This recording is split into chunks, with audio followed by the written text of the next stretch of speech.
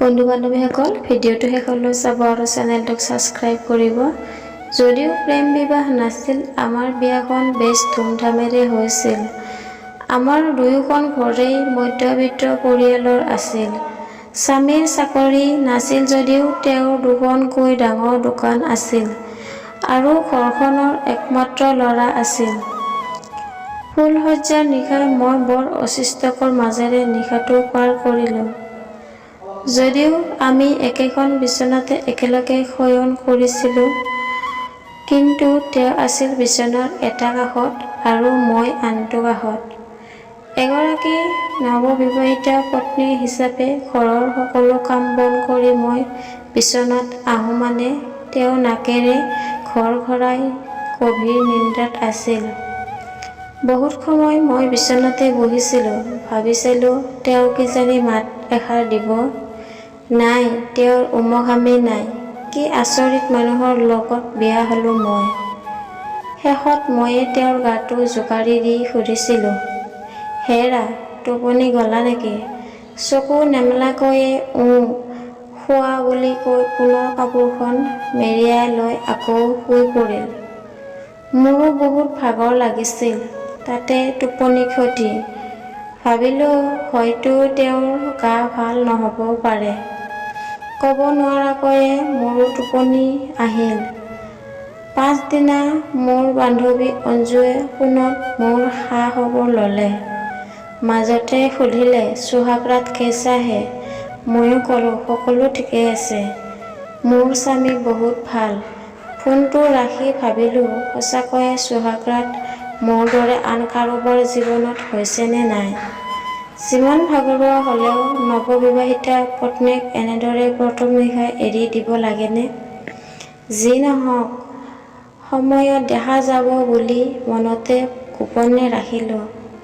কিন্তু পাছদিনা একেই কথা, তেওঁ সম্পূৰ্ণ একাষৰীয়াকৈয়ে শুই পৰিল। কিজানি তেওঁৰ মনত কিবা দুখ আছে। ভাবিয়েই সুধিলোঁ, কিবা বেয়া পাইছা নেকি? মোক এনেদৰে অকলে এৰি আজিও শুই আছা? মনৰ কিবা গোপন কথা আছে যদি কোৱা। তেওঁ ক'লে, কি কথাবোৰ সুধি আছাহে?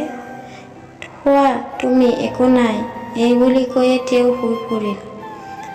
লাজ অপমানত জৰ্জৰিত হৈ মই কি কৰোঁ নকৰোঁ ভাবি উত্তৰ নাপালোঁ।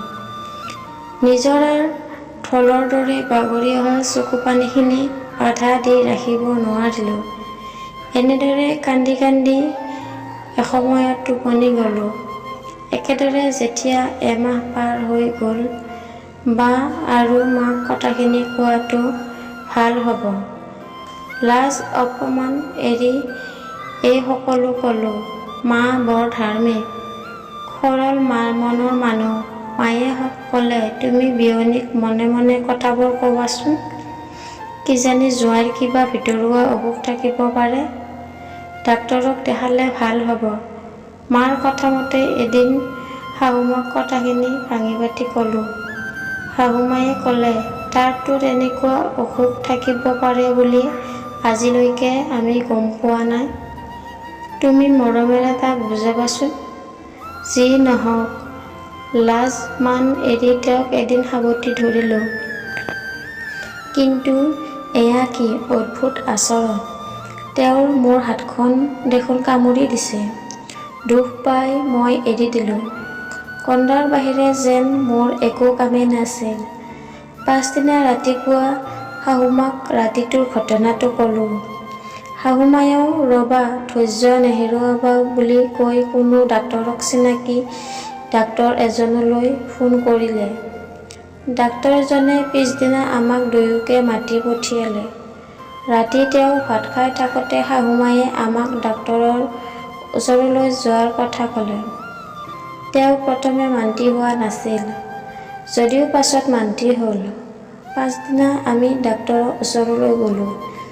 যাৱতীয় সকলো পৰীক্ষা কৰি চাই ডাক্তৰে মোক মাতি নি ক'লে, সকলো ঠিকেই আছে, নৰ্মেল। স্বামীক এবাৰ স্বাস্থ্য বিভাগৰ ডাক্তৰক দেখাবলৈ পৰামৰ্শ দিলে। ঘৰলৈ উভতি আহোঁতে গোটেই বাটটো ভাবিলোঁ, আচলতে তেওঁৰ বেমাৰ কি? এনেই কথা বতৰা সকলোতে মানুহজন বহুত মৰমীয়াল। মানুহজনৰ মোৰ প্ৰতি কিয় এনে আচৰণ? আমাক দেখিলে কোনেও ভাবিব নোৱাৰে যে মোৰ সৈতে স্বামীৰ এনে আচৰণ কৰিছে। তেওঁ বাৰু নাৰী বিদেশী নেকি? আৰু কিমান দিন মই এনেকৈয়ে ধৈৰ্য ধৰি থাকিব লাগিব? ঘৰত আহি শাহুমাক ডক্তৰে কোৱা সকলোখিনি কথা ক'লোঁ।